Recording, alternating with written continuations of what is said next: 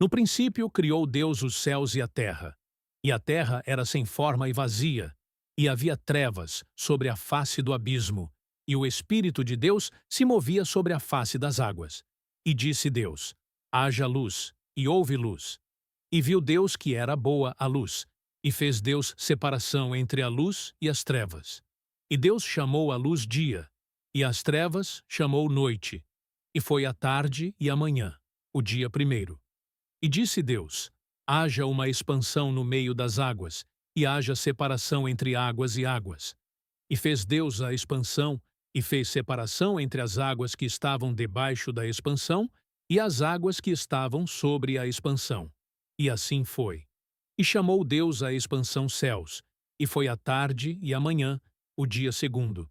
E disse Deus: ajuntem-se as águas debaixo dos céus num lugar, e apareça a porção seca. E assim foi. E chamou Deus a porção seca terra. E ao ajuntamento das águas chamou mares. E viu Deus que era bom. E disse Deus: produza a terra erva verde, erva que dê semente, árvore frutífera, que dê fruto segundo a sua espécie, cuja semente está nela sobre a terra. E assim foi. E a terra produziu erva, erva dando semente conforme a sua espécie, e a árvore frutífera, cuja semente está nela conforme a sua espécie.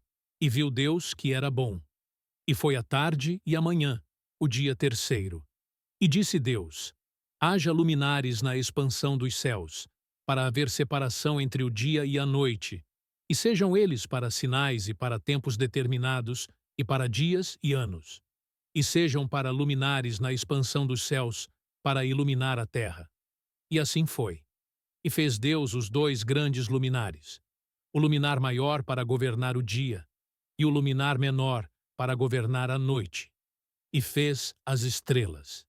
E Deus os pôs na expansão dos céus para iluminar a terra, e para governar o dia e a noite, e para fazer separação entre a luz e as trevas. E viu Deus que era bom. E foi a tarde e a manhã, o dia quarto. E disse Deus: produzam as águas abundantemente répteis de alma vivente, e voem as aves sobre a face da expansão dos céus. E Deus criou as grandes baleias, e todo o réptil de alma vivente que as águas abundantemente produziram conforme as suas espécies, e toda a ave de asas, conforme a sua espécie. E viu Deus que era bom. E Deus os abençoou, dizendo: frutificai e multiplicai-vos, e enchei as águas nos mares, e as aves se multipliquem na terra. E foi a tarde e a manhã, o dia quinto. E disse Deus: produza a terra alma vivente conforme a sua espécie, gado, e répteis e feras da terra conforme a sua espécie. E assim foi. E fez Deus as feras da terra conforme a sua espécie, e o gado conforme a sua espécie, e todo o réptil da terra conforme a sua espécie.